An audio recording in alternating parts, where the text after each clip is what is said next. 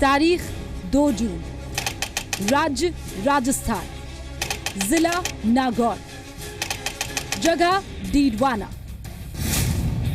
एक भीड़ में देश विरोधी आवाज गूंजी। नारा लगा, पाकिस्तान जिंदाबाद। आरोप लगा है कि इस करतूत को अंजाम देने वालों की पीठ पर राज्य की वसुंधरा राजे सरकार के मंत्री यूनुस खान का हाथ है। लोगों का ये कहना है, स्थानीय लोगों का कहना है कि इसमें श्री यूनुस खान का संरक्षण उनको है। वसुंधरा के मंत्री पर लगे इन आरोपों में क्या कोई सच्चाई है, या फिर वसुंधरा विरोधी माने जाने वाले बीजेपी विधायक घनश्याम तिवारी की कोई सियासी चाल? गलत सही सारा पुलिस जांच में आ जाएगा सामने। यूनुस खान वर्सेस घनश्याम तिवारी की इस लड़ाई का बड़ा पहलू ये भी है कि राजस्थान में अगले साल होने वाले चुनाव से पहले राजस्थान में क्यों हुआ पाकिस्तान जिंदाबाद। राजस्थान के डीडवाना को क्या बांटने की किसी साजिश की प्रयोगशाला बनाया जा रहा है?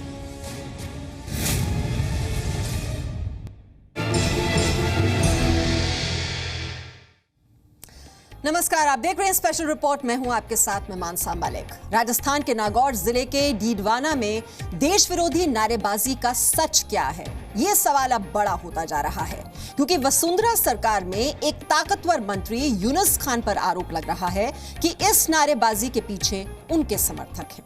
ये बात गंभीर इसलिए भी है क्योंकि एक मुस्लिम महिला से हुए बलात्कार पर इंसाफ मांगने की भीड़ में से कुछ लोग अगर पाकिस्तान जिंदाबाद के नारे लगाने लगे तो जरूर कोई बड़ी साजिश इसके पीछे हो सकती है। राजस्थान के नागौर जिले के डीडवाना में तनाव है, सियासी तौर पर भी और बांटने की सियासत के नजरिए से भी।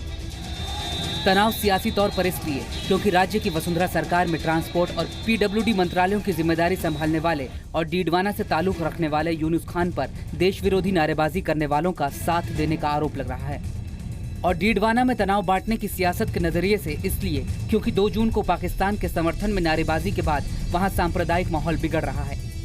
इस पूरे मामले को समझने के लिए 2 जून से घटी हर एक घटना को तफसील से समझने की जरूरत है। 2 जून को एक मुस्लिम महिला से बलात्कार की घटना के बाद मुस्लिम समाज के लोगों ने जुमे की नमाज के बाद एक रैली निकाली। ये रैली प्रशासन की इजाजत के बगैर निकाली गई। रैली के बाद इलाके में एसडीएम को रेप की घटना के खिलाफ एक ज्ञापन दिया गया। आरोपों के मुताबिक ज्ञापन देने के बाद लौट रही भीड़ में से कुछ लोगों ने पाकिस्तान जिंदाबाद के नारे लगाए। जी न्यूज राष्ट्र विरोधी ताकतों की आवाज नहीं सुनाता, इसलिए इस नारेबाजी का ऑडियो हम आपको नहीं सुना रहे हैं। तारीख 9 जून। घटना के 7 दिन बाद इस घटना का वीडियो सोशल मीडिया के जरिए वायरल हुआ। स्थानीय मीडिया में भी खबर चली। खबर पर जागे प्रशासन ने शांति समिति की बैठक कराई। बैठक में पुलिस से सवाल उठा कि जब 2 जून की घटना के वक्त पुलिस मौजूद थी तो केस दर्ज क्यों नहीं किया गया। सिर्फ वीडियो वायरल नहीं था, उस वीडियो में पुलिस के आदमी थे। पुलिस तो रहते हैं सभी जगह मौजूद। हाँ मौजूद, यही तो मैं कह रहा हूँ। नारे लगाए, सिर्फ हमारे पास एक साथी, हमारे पास कोई वीडियो नहीं था। इसके बाद पुलिस ने केस दर्ज तो किया, लेकिन केस दर्ज करने को लेकर पुलिस का रवैया क्या था और स्थानीय पुलिस वालों को कैसी जानकारी थी, ये भी जरा समझ लीजिए। देश के खिलाफ जब नारेबाजी की गई थी उस समय भी पुलिस की मौजूदगी थी, लेकिन उस वक्त पुलिस ने अपनी तरफ से मामला दर्ज नहीं करवाया। पुलिस की मुझे इस बात का ज्ञान नहीं है। फेसबुक पर जो कमेंट डाले गए, आपत्तिजनक कमेंट्स डाला गया, उसमें मामला दर्ज किया गया, क्या दर्ज हुआ है और इसमें जांच जारी है। जो है ये बता दे 123 बन के राष्ट्रों का बनता नहीं बनता, क्या है ये है बनता होगा तो और ऐड हो जाएगी धारा।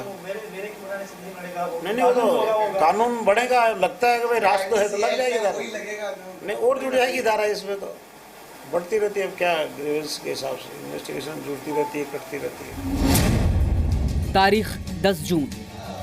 देश विरोधी नारेबाजी के खिलाफ वीएचपी और कुछ दूसरे संगठनों ने प्रदर्शन किया, जिसमें मंत्री यूनुस खान के खिलाफ नारेबाजी हुई।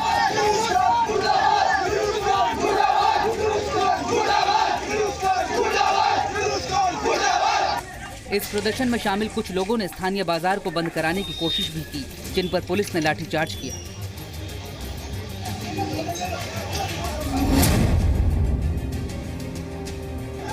वीएचपी की रैली में शामिल कुछ लोगों के खिलाफ अराजकता फैलाने का मामला दर्ज हुआ तो उधर मंत्री यूनुस खान ने बयान दिया कि देश विरोधी नारेबाजी करने वाले बख्शे नहीं जाएंगे, लेकिन इस पर जांच जारी है। यूनुस खान ने यह दावा भी किया कि डीडवाना की गंगा जमुनी तहजीब को खराब करने की साजिश हो रही है। मेरी जनता से ये अपील है कि डीडवाना गंगा जमुनी तहजीब का शहर है, विश्वास रखें, निश्चित रूप से जो दोषी हैं उनके खिलाफ कार्रवाई होगी। और सबसे मेरी हाथ जोड़ करके विनम्र निवेदन है कि वो शांति बनाए रखें। राजस्थान के सांगनेर से बीजेपी विधायक घनश्याम तिवाड़ी ने देश विरोधी नारेबाजी करने वालों को मंत्री यूनुस खान का समर्थन होने का आरोप लगाया। घनश्याम तिवाड़ी का आरोप है कि 2 जून से घटी हर घटना इस बात का इशारा करती है कि यूनुस खान की पूरे मामले में मिलीभगत है।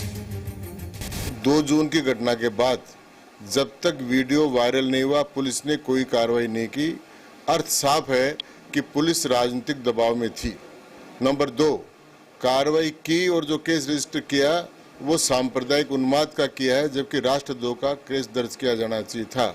नंबर 3, जिन लोगों ने इस पर ध्यान आकर्षित करने के लिए बंद का आह्वान किया, जुलूस निकालने की कोशिश की, उन पर केस बढ़ाना देशभक्तों के खिलाफ कार्रवाई है। नंबर 3, मामला अब तूल पकड़ चुका है तो अब पुलिस ने अपने बयान में कहा है कि जैसे ही उसे 2 जून को देश विरोधी नारेबाजी की जानकारी हुई तो उसने कार्रवाई की।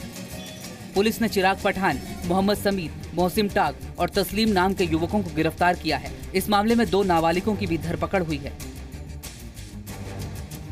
हनुमान तंवर, जी मीडिया, डीडवाना, नागौर। तो राजस्थान के डीडवाना में जो देश विरोधी नारेबाजी हुई, ऐसी करतूतें देश के अलग अलग हिस्सों में पहले भी हुई हैं। लेकिन क्या डीडवाना भी देश तोड़ने की साजिश रचने वालों के रेडार में आ गया है, या फिर हम ये कहें कि ये उन्माद में किया गया एक दुस्साहस था जिस पर अब राजनीति हो रही है?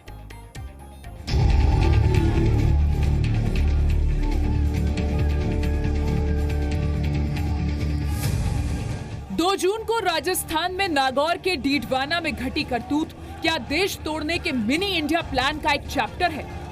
देश तोड़ने का मिनी इंडिया प्लान हम छोटी छोटी जगहों पर देश विरोधी भावनाएं भड़काने की साजिश को कह रहे हैं। क्या वाकई डीडवाना की घटना भी इसी की एक कड़ी है, या फिर ये कोई सियासी साजिश है? डीडवाना के सबसे चर्चित सियासी चेहरे और वसुंधरा सरकार में मंत्री यूनुस खान के खिलाफ ताल ठोक रहे बीजेपी के ही विधायक 2 जून की घटना की एनआईए से जांच कराने की मांग कर रहे हैं। इस सारे प्रकरण की जांच जब तक एनआईए से नहीं होगी, जब तक दूध का दूध और पानी का पानी नहीं होगा। मंत्री स्वयं सारे लाइव अफसर उनके हैं, उनके इशारे पर काम करते हैं। हिंदुओं के जितने भी, चाहे गोगा मेडी की बात हो, चाहे रामनवमी को बात हो, चाहे 6 तारीख को गौरव यात्रा निकालने की बात हो, उन सबको रोक दिया गया। इसका अर्थ साफ है कि प्रशासन से कोई उम्मीद नहीं की जा सकती। यूनुस खान को उनकी ही पार्टी के एक विधायक ने कटघरे में खड़ा किया है, लेकिन वो इस पूरे मामले में कांग्रेस की साजिश देखते हैं। कांग्रेस पार्टी कर ही रही है, पूरे देश में कर रही है, किसानों के नाम से और से कर ही रही है। और यहाँ भी कल उन्होंने कुत्सित प्रयास किया, जो शांतिपूर्ण ज्ञापन दे रहे थे, जो हमारे विश्व हिंदू परिषद के कार्यकर्ता, उसके बीच में वो घुस करके और उन्होंने मतलब जो उनको भी बदनाम करने का प्रयास किया और शहर का माहौल खराब करने का। तो ये कांग्रेस पार्टी करती है। यूनुस खान के इस बयान की अपनी सियासी मजबूरी भी हो सकती है, लेकिन घनश्याम तिवाड़ी यूनुस खान या यूं कहे कि वसुंधरा सरकार के लिए असहज हालात पैदा करने की कोई भी कोशिश बर्बाद नहीं होने देना चाहते। इस संपूर्ण घटना को मैं स्वयं व्यक्तिगत रूप से जाकर डायरेक्टर जनरल पुलिस को दूंगा कार्रवाई करने के लिए, और गृह मंत्री को, प्रधानमंत्री जी को ये सारी रिपोर्ट मेरी तरफ से भेजूंगा। वैसे तो प्रशासन अब राजस्थान के डीडवाना में शांति कायम होने का दावा कर रहा है, लेकिन प्रशासन को भी पता है कि डीडवाना अंदर ही अंदर सुलग रहा है। हो सकता है कि बुधवार यानी 14 जून को फिर वहां वीएचपी और दूसरे संगठन प्रदर्शन करें, क्योंकि पुलिस की कार्रवाई से वो अब तक संतुष्ट नहीं हुए हैं। हनुमान तंवर के साथ ब्यूरो रिपोर्ट, जी मीडिया, डीडवाना, नागौर। तो राजस्थान के डीडवाना में देश विरोधी नारेबाजी का मामला एक तरफ है, तो दूसरी ओर इससे जुड़ी राज्य की सियासत भी है। मुख्यमंत्री वसुंधरा राजे के खिलाफ सीधा मोर्चा ले रहे बीजेपी विधायक घनश्याम तिवारी कहीं इस मामले के जरिए 2018 के विधानसभा चुनाव की ताल तो नहीं ठोक रहे? ये अहम सवाल है। राजस्थान के डीडवाना में देश विरोधी नारेबाजी के पीछे का सच पुलिस को पता लगाना है, लेकिन डीडवाना पर सियासत का सच पूरा राजस्थान देख रहा है। एक ओर वसुंधरा के मंत्री यूनुस खान हैं, तो दूसरी ओर वसुंधरा के खिलाफ झंडा बुलंद कर रहे बीजेपी विधायक घनश्याम तिवारी हैं। सियासत का सच पूछा जाए तो ये घनश्याम तिवारी बनाम यूनुस खान की लड़ाई नहीं, बल्कि ये लड़ाई है घनश्याम तिवारी वर्सेस वसुंधरा राजे की। राजनीति के जानकारों के मुताबिक घनश्याम तिवारी के अंदर भी राज्य का मुख्यमंत्री बनने की इच्छा लंबे अरसे से थी, लेकिन बीजेपी का नेतृत्व महारानी के पक्ष में था। तो पहलू है कि सत्तारूढ़ दल के अंदर महत्वाकांक्षा की लड़ाई चल रही है। इस महत्वाकांक्षा की लड़ाई को लेकर के जिस रूप में जो एक दूसरे पर लांछन, आरोप प्रत्यारोप लगाए जा रहे हैं, ये एक शुभ संकेत नहीं है।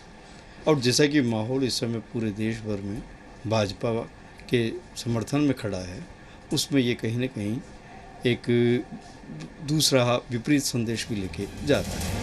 वसुंधरा से मुकाबला करने के लिए घनश्याम तिवारी बीजेपी के भीतर अपनी एक अलग ताकत दिखाने की कोशिशों में जुटे रहते हैं। कि एक लंबे अरसे से घनश्याम तिवारी जिस रूप में भाजपा के नेतृत्व को चुनौती देने पे आमादा हैं दीनदयाल वाहिनी के रूप में, तो ये एक सार्थक नहीं कहा जा सकता। जो ये कहा यह जा रहा है कि ये मंत्री नहीं होने की एक झुंझुन जिसे बोलते खींच है, जिसकी वजह से ये बगावत के मूल है। घनश्याम तिवारी को पिछले महीने ही वसुंधरा राजे के खिलाफ चुनाव प्रचार करने के लिए बीजेपी का नोटिस मिला था, लेकिन इस नोटिस के जवाब में तिवारी ने साफ कहा था कि लोग भ्रष्ट सरकार के आगे झुकने को तैयार नहीं। घनश्याम तिवारी बड़े नेता हैं, उनकी ये बगावत 2018 के राजस्थान चुनाव में बीजेपी को नुकसान पहुंचा सकती है। हनुमान तंवर, जी मीडिया, डीडवाना, नागौर। तो जो कुछ भी राजस्थान में हो रहा है, हम कह सकते हैं कि ये 2018 के चुनावों का सियासी ट्रेलर हो, लेकिन जो देश विरोधी नारेबाजी वहां पर हो रही है उसकी तह तक जाना और ईमानदारी से इसकी जांच जरूर राज्य सरकार को करवानी चाहिए, क्योंकि देश विरोधी नारेबाजी कोई छोटी बात नहीं है।